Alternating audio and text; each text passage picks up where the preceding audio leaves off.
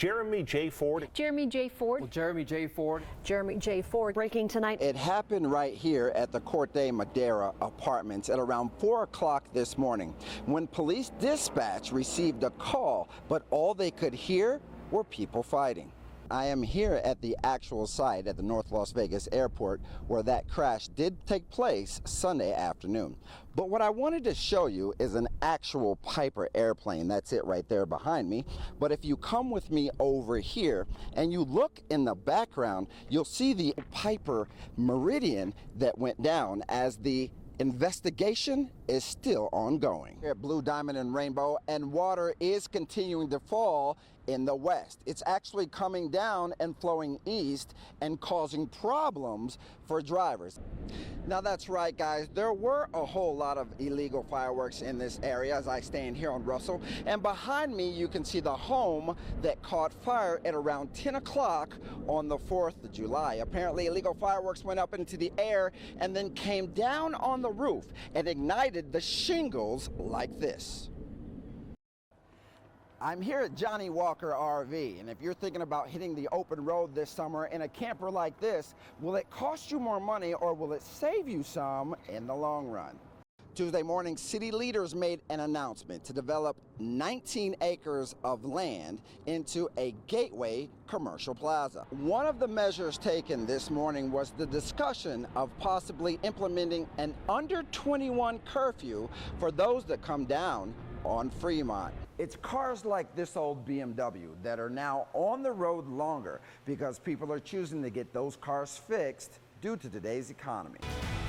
This is one of the construction areas in front of Cram Middle School where the sidewalks are being repaired.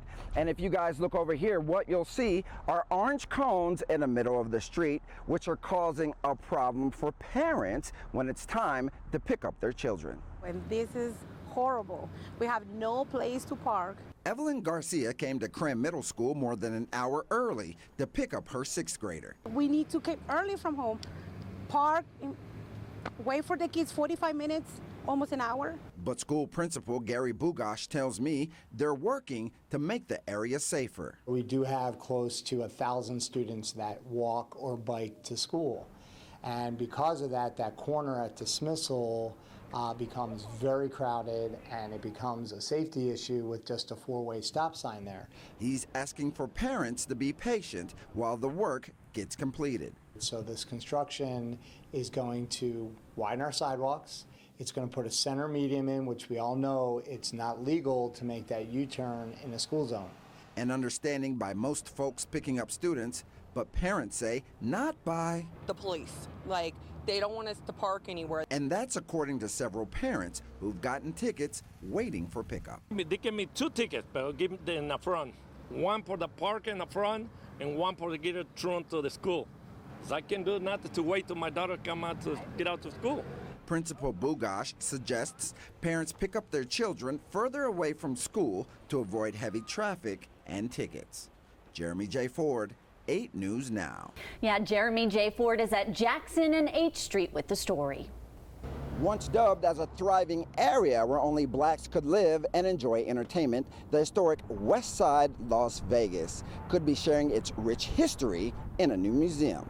I feel like the West Side is being left behind due to the area and the high crime rate. But it wasn't always that way. Often called the Mississippi of the West, back in the 1950s and before integration, blacks were only allowed to live on the West Side where they thrived in their own community. See, Jackson used to be like Fremont Street. You go from here to here, here to here, across the street, around the corner. All of this was, you know, we used to hit spots all the time.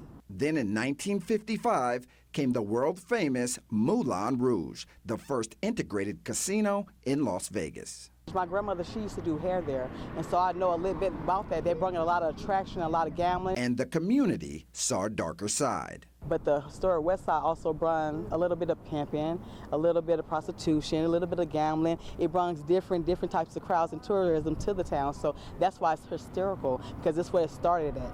With its rich history and colored past, residents feel a museum might be a great way to share the story of the West Side. Jeremy J. Ford, live, local now. And I really like those lightning strikes there. Thanks, Brian. I was almost ready to do some weather. Good evening, everyone. Across the heartland, people are experiencing the coldest day of the season so far. You'd think being almost a week into December, the heartland could be seeing some snow, but that's definitely not the case today. Today is going to be a first alert action day because some of the heartland could be facing some flooding. The Graves County School District plans for students to return to the classroom tomorrow, according to the district's Facebook page. Around 11 a.m. after a reported armed robbery in Mayfield, the suspect vehicle was pursued and the suspect shot officers multiple times. Crowds across southern Illinois made their way to Carbondale tonight to celebrate the 30th Lights Fantastic Parade. It's not uncommon to see a group of kids playing football now, is it? But for participants in one Atlanta program, the game is helping fill a void in their lives.